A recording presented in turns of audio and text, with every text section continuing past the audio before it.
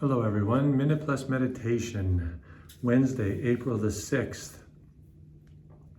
So again, if you like these, share it with friends and please subscribe to the YouTube channel. So this is one of my favorite readings from the book of Daniel. There's so many, but this is one of them. This is when they are basically called upon to worship the golden statue, and they won't. Nebuchadnezzar says you're going to get thrown into the fire, and this is so they're given an opportunity to basically apostatize. And this is the answer they give, and this should be what you and I interiorize.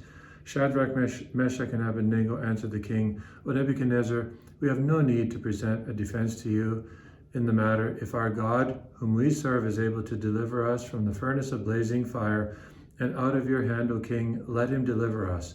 But if not, be it known to you, O king, that we will not serve your gods, and we will not worship the golden statue that you have set up." And then Nebuchadnezzar becomes furious, and they get thrown into the fire, and in this case, they are preserved. But it's their answer, because they don't know what's going to happen. We know in hindsight.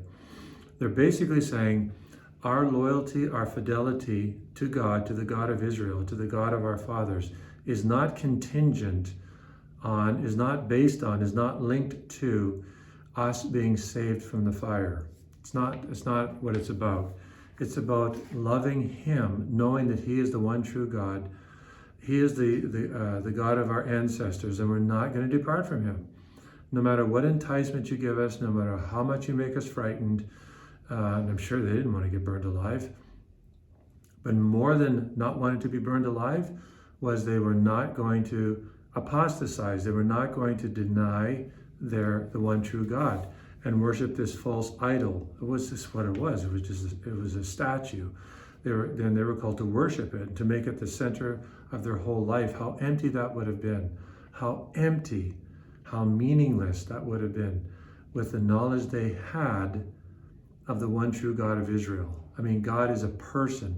They didn't know he was three in one, but still they know God is a person. He's a living God. He's not a statue, an idol. He's someone to love with one's whole heart, mind, and soul, as Deuteronomy 6:8 calls us to. So this is what you and I are really, this is what we should be praying for. People in the New Testament, I mean, to pray for faith like this, they didn't have the sacraments, and yet they could make this incredible, deep, profound act of faith. That's what you and I should be praying for, is the faith of these men, Shadrach, Meshach, and Abednego, about to be burned alive, and saying, we're going to believe no matter what. We're not going to, hinge our faith on the outcome of a prayer, a specific kind of prayer. We believe because we believe it's a gift of faith, and we're going to believe in God till death do us part. It's like the marriage vows, right? So remember, this is the way we should all be praying to believe. This is the kind of faith we should be praying for. And if your faith is contingent on, this or that outcome, get rid of it.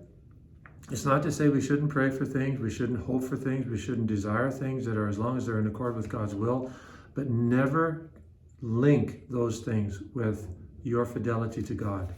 That's what's really important for you and for me. Okay, continuing with John chapter 8. And again, there's so much here.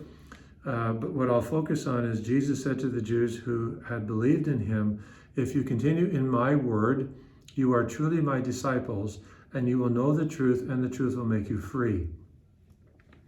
The reason it will make us free, the truth will make us free, is, remember, Jesus did not say, here's the truth that I'm teaching you. All right, like I might say to you, now what I'm saying to you is true, and you should believe, you should assent to this because it's true. 2 + 2 is equal to 4. Okay, just like that's what comes out of, I'm just pulling an example out of kind of, spontaneously.